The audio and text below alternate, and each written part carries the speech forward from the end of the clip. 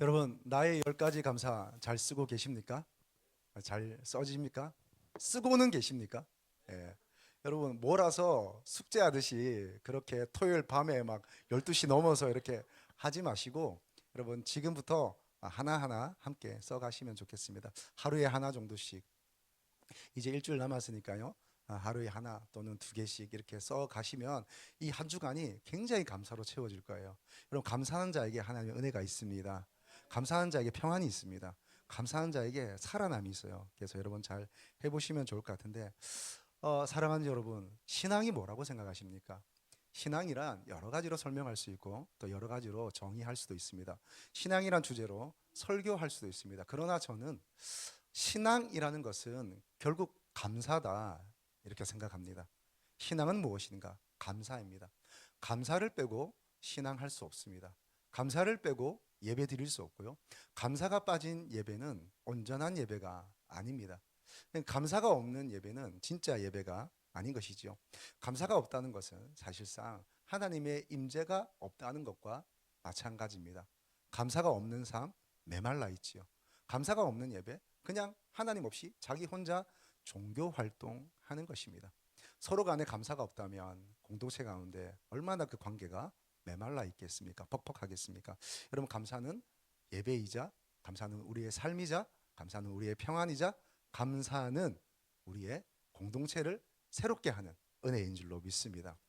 그래서 사실 감사는 율법이 아닙니다. 우리는 감사해야 한다고 하니까 마치 감사를 숙제하듯이 감사해야지, 감사해야지. 그래서 막 열심히 해보기도 하지만 잘 되지 않습니다. 왜? 감사는 은혜이기 때문입니다. 사실은 선순환하는 것인데요. 하나님의 은혜를 아는 사람, 그러니까 하나님의 은혜가 있다고 말하는데 정확하게 말하면 하나님의 은혜는 모든 사람에게 다 있지요. 그러나 하나님의 은혜는 누구에게 하나님의 은혜가 됩니까? 그 하나님의 은혜를 하나님의 은혜로 아는 사람에게 그게 은혜이지요. 은혜인 줄 모르는 사람에게는 그냥 일어난 일이죠. 그냥 잘 된 것이죠. 세상 말로 하면 재수 좋은 겁니다. 재수와 은혜는 다릅니다. 재수는 대상이 있습니까? 은혜는 대상이 있죠. 그것을 주시는 근원이 있습니다. 재수는 어디서부터 오는 거예요? 알 수 없습니다. 여러분, 감사는 하나님의 은혜를 은혜로 아는 사람에게 그 감사가 나타납니다. 또 하나님께 감사를 드리는 사람은 진짜 은혜가 있는 것이죠. 감사하는 자에게 은혜가 있고요. 은혜가 있는 자에게는 감사가 있습니다. 여러분, 이 은혜와 감사의 선순환이 여러분의 있기를 축복합니다. 그래서 감사는 하나님께서 우리에게 주신 선물이죠. 감사만큼 하나님께서 우리에게 주신 선물이 없습니다. 감사는 하나님의 임재를 경험하게 하고, 감사는 나 자신을 깊은 수렁에서 건져냅니다. 감사는 우리의 관계를 새롭게 하고 묶인 것을 풀어주는 하나님의 열쇠와도 같은 것입니다. 여러분, 오늘 감사에 대한 말씀을 나눌 때에 저와 여러분에게 감사가 풍성하여지기를 축복합니다. 여러분, 감사는 무엇일까요? 몇 가지로 정리해 보겠습니다. 자, 첫 번째, 감사는 관점입니다. 감사는 관점인 것이죠. 감사하는 사람은 있는 것을 보지만 감사하지 않는 사람, 불평하는 사람은 없는 것을 보게 됩니다. 무엇을 보느냐가 내가 감사하는 사람인가 불평하는 사람인가를 판가름하게 됩니다. 여러분, 저는 지금 뭘 쓰고 있습니다. 뭐 쓰고 있죠? 안경을 쓰고 있습니다. 여러분, 좀 불편하게 해드리겠습니다. 제가 안경을 한번 벗어볼게요. 벗으면 인물이 좀 못합니다. 다 저는 이게 안경빨, 뽀로로도 그렇습니다. 저도 사실은 안경빨입니다. 예. 안경을 벗으면 어떻게 될까요? 제가 지난 금요일에 안경 벗고 나왔다가 뭐가 이렇게 잘 좀 그런 거예요. 그래 알고 보니 안경을 벗고 나왔더라고요. 여러분, 안경을 벗으면 잘 안 보입니다. 여러분 얼굴도 희미합니다. 특히 저는 난시가 있어서 글자가 하나도 보이지 않습니다. 그 안경 쓰면 어떨까요? 안경을 쓰면 네, 네, 잘생길 뿐만 아니라 보입니다. 여러분, 감사는 우리에게 안경과 같은 거예요. 안경을 벗으면 보이지 않습니다. 그러나 감사의 안경을 끼는 순간 하나님의 은혜가 보이기 시작해요. 하나님의 일하심이 보이기 시작해요. 하나님이 보이기 시작합니다. 여러분, 그것이 감사예요. 왜 감사가 우리에게 있어야 하는가? 그 감사를 통해서 하나님을 볼 수 있기 때문입니다. 하나님 행하신 일들을 볼 수가 있기 때문이지요. 여러분, 감사는 광야에서도 만나를 발견하게 하고 고난 속에서도 하나님의 손길을 보게 하는 것입니다. 감사는 현실이 바뀌지 않아도 사람을 바꾸게 합니다. 아멘이십니까? 한번 따라 하실까요? 감사는 현실이 바뀌지 않아도 사람을 바꿉니다. 그러면 현실이 바뀌는 거죠. 그 감사가 당장의 나의 현실을 바꾸지는 않아도 그 감사는 사람을 바꿉니다. 그래서 그 사람을 감사하는 사람이 되게 하죠. 그러면 그 감사하는 사람을 통하여서 삶이 바뀌게 되는 것입니다. 제가 어제 양육하면서 양육 받으시는 집사님 가정에 제가 물었습니다. 우리 교회가 아직 좀 규모가 작고 또 부족한 것이 많고 저 목사인 저도 여러 가지로 부족함이 이루 말할 수가 없지만 그러나 부족한 것만 바라보면 다 실망만 크지 않습니까? 우리 교회 오셔서 좋은 게 뭐가 있습니까? 한 가지씩만 얘기해 보시라고 하니까 뭐 여러 가지를 얘기하셨어요. 한 가지만 저는 한 가지만 얘기하라고 그랬는데 너무 은혜가 크신가 봐요. 여러 가지를 이렇게 얘기를 하시더라고요. 제가 왜 이 질문 드렸을까요? 여러분 단점을 보기 시작하고 좋지 않은 것을 보기 시작하고 그것을 나의 언어로 가져가면 여러분 그 삶은 끝이 없습니다. 여러분 제가 부족하기 짝이 없는 사람입니다. 여기 강단에 설 수 없는데 하나님의 은혜로 세워주셨어요. 세워주신 거예요. 제가 선 게 아니라 하나님이 세워주셨어요.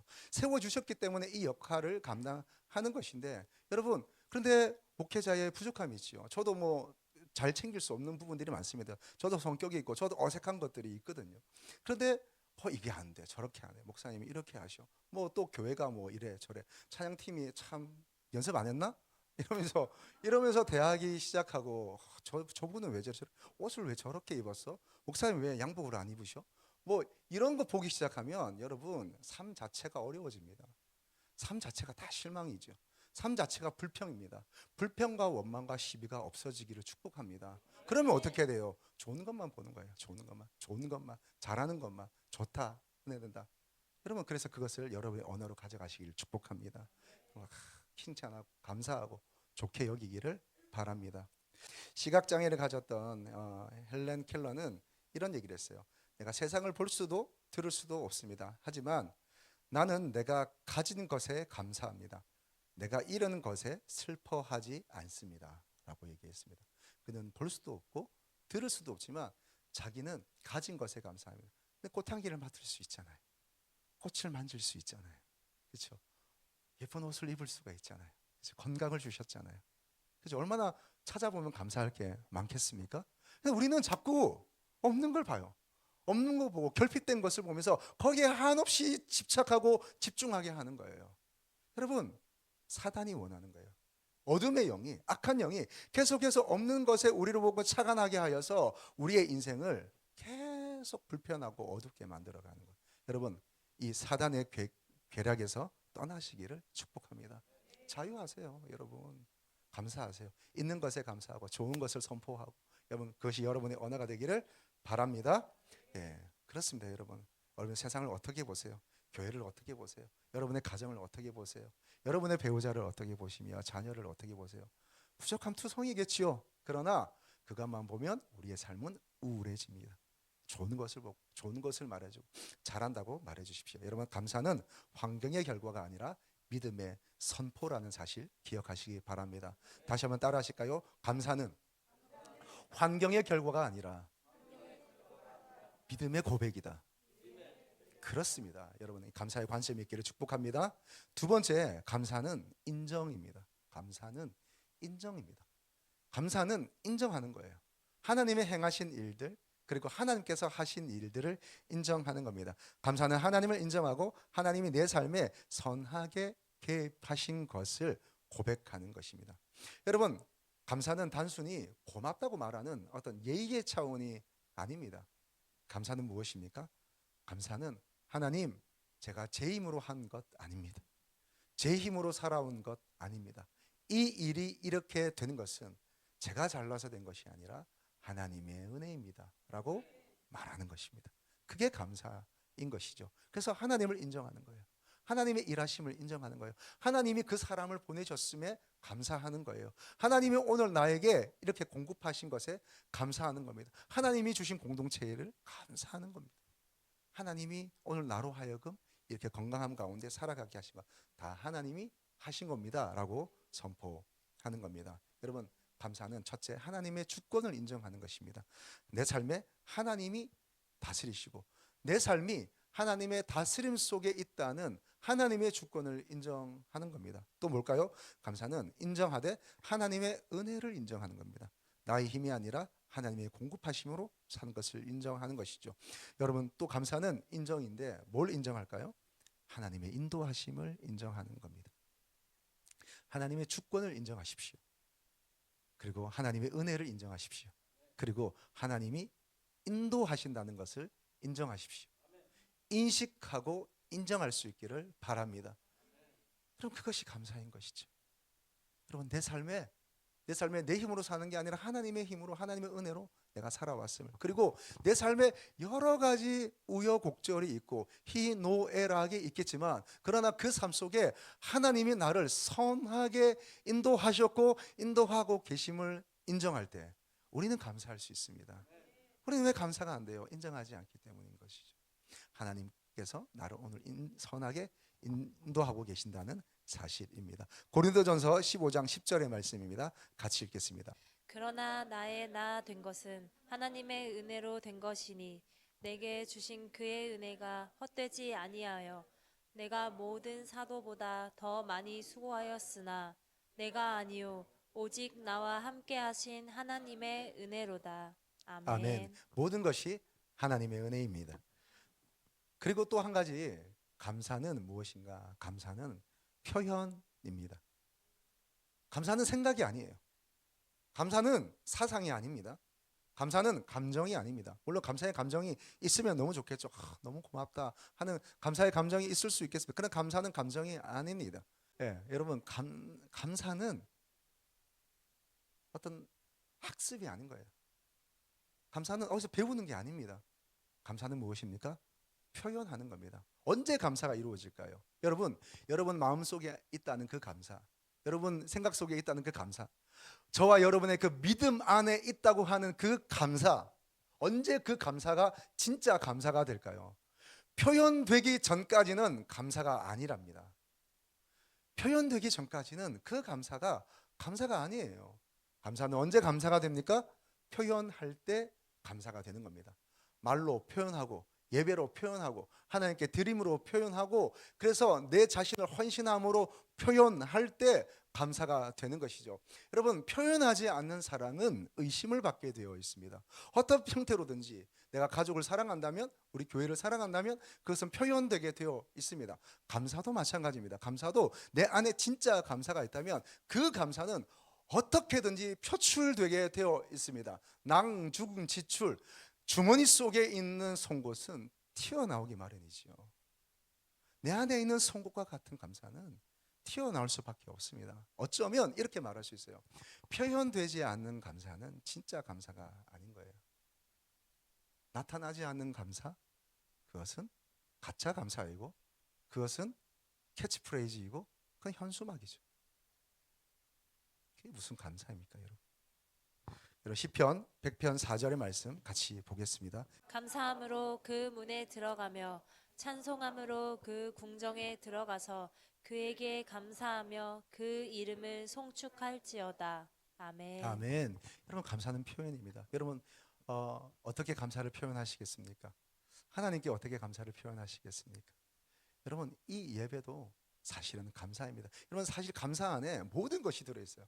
감사 안에 예배가 들어있고요, 감사 안에 교제가 들어있습니다. 감사 안에 관계가 들어있고요, 감사 안에 자녀 교육이 들어있습니다. 여러분, 감사를 본보이시고 감사를 가르쳐 보십시오. 그것만큼 자녀 양육을 제대로 할 수 있는 좋은 방법이 또 없어요. 감사가 그 가정의 교훈과 같은 것이죠. 가훈과 같은 것입니다.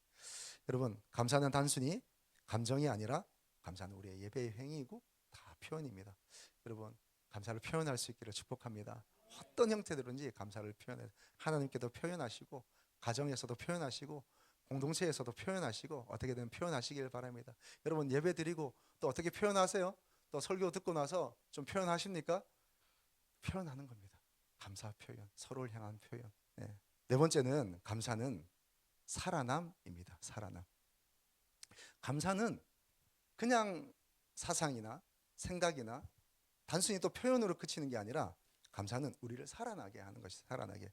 감사는 절망 속에서도 믿음을 지켜내게 하는 힘입니다. 누군가는 불평하다가 무너지고요. 누군가는 감사하면서 살아나게 됩니다. 감사는 믿음을 붙들고 나를 살아나게 하는 영적인 생명줄과 같습니다.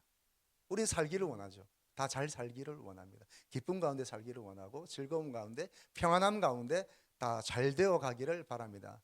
사랑하는 자여 내 영혼이 잘 되나 같이 내가 범사에 잘 되고 강건하기를 내가 원하노라. 저도 여러분에게 원하는 바입니다. 다 원하시죠. 그러나 그 힘은 어디서 오는 겁니까? 감사에서 오는 줄로 믿습니다. 여러분, 저는 정말 감사를 표현하려고 무지 애를 쓰는데요. 가만히 있다가도 그냥 하나님 감사합니다. 그냥 기도하다가 하나님 감사합니다. 운전하고 가다가 하나님 감사합니다. 그냥 수시로 감사합니다. 주님 감사합니다. 이래요. 그러면 가끔 사모가 저에게 물어요. 뭐가 그렇게 감사해요? 그냥 다 감사하죠. 그런데 제가 그 감사를 표현하는 겁니다. 그리고 감사를 선포하는 겁니다. 그러면요, 여러분, 감사를 계속 되뇌어 보셨어요? 저는 감정이 없겠습니까? 저는 생각이 없겠습니까? 예, 저는 느낌이 없겠습니까? 예, 저도 생각이 복잡한 사람 중에 한 사람입니다. 때로는요, 막 저 음부 가운데 들어가는 것 같아요. 때로는 이게 다 무슨 소용인가?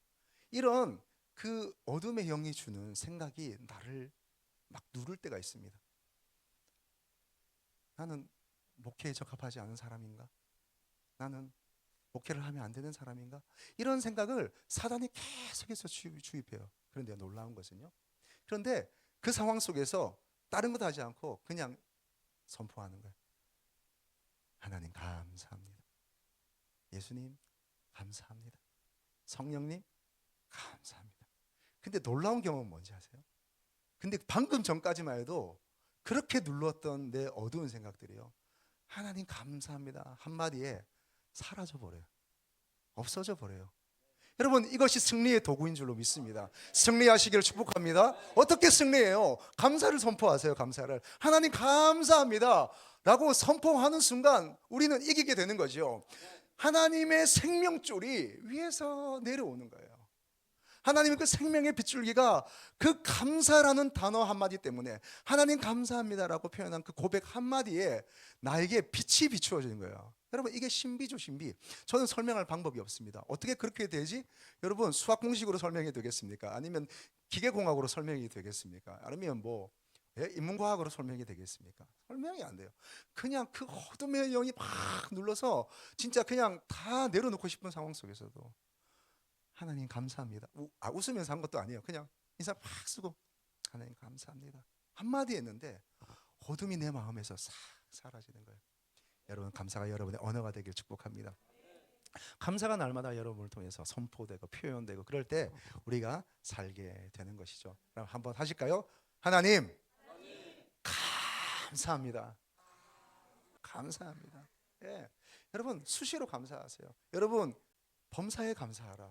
어떻게 범사에 감사? 그냥 감사를 날마다 말하는 거예요. 하나님 감사. 운전하면서 감사하다. 자기 일하면서 감사합니다. 권사님, 감사를 선포하시길 축복합니다. 감사하면 건강하게 되시는 거예요. 하나님, 이만한 건강도 감사합니다. 그런데 왜 이놈의 기침이, 이놈의 무릎이, 아유 하나님, 더 힘들죠. 그런데 선포하는, 하나님 감사합니다. 감사합니다. 하나님 감사합니다 하면 살아나게 돼요. 할렐루야. 여러분, 마음이 살아나시길 축복합니다. 방법은 하나밖에 없어요. 감사하는 거예요. 감사. 좋은 것 보는 거예요. 하나님을 인정하는 거예요. 그럴 때에 놀랍게 살아나게 될 줄로 믿습니다. 하박국 3장 17절 18절입니다. 비록 무화과 나무가 무성하지 못하며 포도나무에 열매가 없으며 감람나무에 소출이 없으며 밭에 먹을 것이 없으며 우리의 양이 없으며 외양간에 소가 없을지라도 나는 여호와로 말미암아 즐거워하며 나의 구원의 하나님으로 말미암아 기뻐하리로다. 아멘. 하박국 선지자는 말하는 거예요. 선포하는 거예요. 기도하는 거예요. 없는 것 투성이지만, 다 없지만, 여러분, 이거 이 정도 없으면 진짜 아무것도 없는 거죠. 이제 주권도 바벨론에 빼앗기게 생기는데 다 없는 거예요. 무슨 인생이 이래요. 그런데 그가 뭐라고 그래요? 나는 여호와로 말미암아 즐거워하며 나의 구원의 하나님으로 말미암아 뭐하리로다? 기뻐하리로다. 여러분, 감사하게 되면 기뻐하게 됩니다. 감사하면 즐거워하게 됩니다. 그 초점은 어디에 있습니까? 환경이 있지 않습니다. 나의 어떠함에 있지 않습니다. 일이 되고 안 되고에 있지 않습니다. 하나님께 있습니다. 하나님을 바라보십시오. 하나님을 바라보면 여호와로 말미암아 기뻐하면 여러분 우리 가운데 평안이 넘치게 되는 것입니다. 여호와를 기뻐하는 것이 너희의 힘이니라. 예, 은혜가 넘치길 축복합니다. 다섯 번째 감사는 공동체를 이루게 해요. 감사는 공동체를 이루게 합니다. 우리의 가정 공동체 어떻게 회복되게 하시겠어요? 감사하세요. 정말 내 마음을 아프게 하는 자녀가 있어요? 자녀에게 고맙다고 하세요. 계속 고맙다고 얘기해 보세요. 자녀의 마음이 풀어질 겁니다. 고마워 딸, 고마워. 네가 나에게 있는 것만 해도 고마워. 사랑해, 고마워. 그래, 건강하게 자라줘서 고마워. 얘기하는 거예요. 고마워 딸고, 여성아 고마워. 틀 반주 자리 함께 해줘서 너무 고마워. 늘 고마워요. 여러분 너무 고맙습니다. 고마워하는 거. 배우자에게 고맙다고 좀 얘기하세요. 아들에게 고맙다고 얘기하세요. 아들에게. 참 아들만큼 키우기 힘든 존재도 없는 것 같습니다. 제가 아들로 자라봐서 압니다. 우리 어머니 얼마나 고생하셨을까. 여러분 은혜를 아는 사람, 은혜가 있는 사람은 울게 되어 있어요. 여자만 우나요? 아니에요. 저 원래 눈물이 없었거든요. 근데 하나님의 은혜가 내 안에 넘치기 시작하니까 제가 막 울어요. 여러분 그렇습니다. 여러분 서로에게 고맙다고 말하십시오. 여러분 앞뒤 좌우 네 사람 이상에게 말하겠습니다. 고맙습니다. 감사합니다.